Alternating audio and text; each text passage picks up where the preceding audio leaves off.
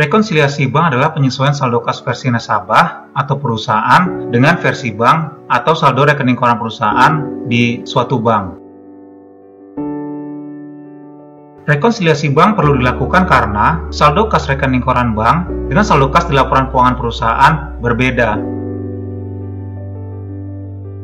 Penyebab yang pertama adalah cek yang dikeluarkan perusahaan masih beredar. Ini artinya supplier atau vendor perusahaan belum mencairkan cek dari perusahaan. Kemudian yang kedua adalah perusahaan sudah menyetorkan uang ke bank, namun pihak bank belum mencatatnya. Yang ketiga, biaya buku cek, materai, biaya administrasi, bunga, dan pajak bunga yang jumlahnya tidak diketahui perusahaan ketika membuat laporan keuangan. Karena biasanya hal tersebut baru diketahui perusahaan ketika pihak bank menerbitkan rekening koran. Kemudian yang terakhir adalah not sufficient fund atau dana tidak mencukupi. Ini terjadi ketika pelanggan yang membayar barang atau jasa dengan cek ternyata tidak memiliki cukup dana. Istilahnya ceknya adalah cek kosong. Inilah yang menyebabkan perusahaan perlu melakukan rekonsiliasi bank untuk memastikan bahwa perbedaan yang terjadi benar disebabkan oleh hal ini dan bukan karena fraud yang dapat merugikan perusahaan.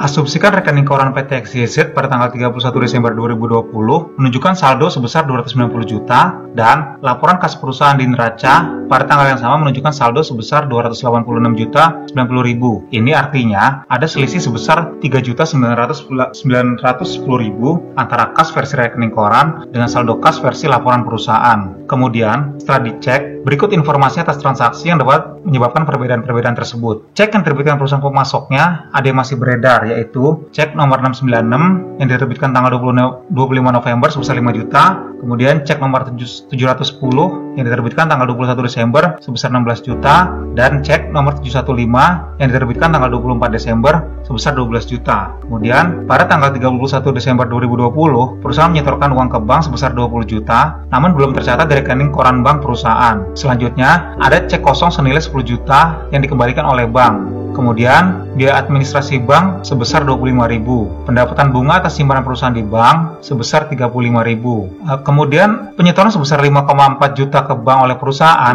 dicatat salah oleh akuntan perusahaan dengan nilai 4,5 juta. Artinya, ada selisih sebesar 900.000. Terkait informasi tambahan ini, yang berwarna putih adalah data yang perlu disesuaikan pada rekening koran bank dan data tambahan yang berwarna kuning adalah data yang perlu disesuaikan pada laporan keuangan perusahaan. Nah, sekarang saya akan menyesuaikan saldo rekening koran dengan data-data tambahan tadi. Saldo rekening koran per 31 Desember adalah sebesar 290 juta. Saldo ini perlu ditambahkan setoran dalam perjalanan sebesar 20 juta. Sehingga saat ini total saldo rekening koran adalah senilai 310 juta. Kemudian, atas cek yang masih beredar dan belum dicairkan oleh vendor atau supplier, maka saldo rekening koran sebesar 310 juta perlu dikerangkan dengan saldo cek nomor 696, nomor 710, dan 715 dengan total 33 juta. Jadi, saldo rekening koran setelah disesuaikan adalah senilai 277 juta. Nah, ini merupakan penyesuaian atas saldo laporan keuangan berdasarkan data-data tambahan tadi. Yang pertama, saldo kas menurut laporan 31 Desember adalah sebesar 286 juta 90 ribu. Data ini perlu ditambah dengan bunga bank sebesar 35.000. Kemudian, ditambah lagi dengan selisih pencatatan oleh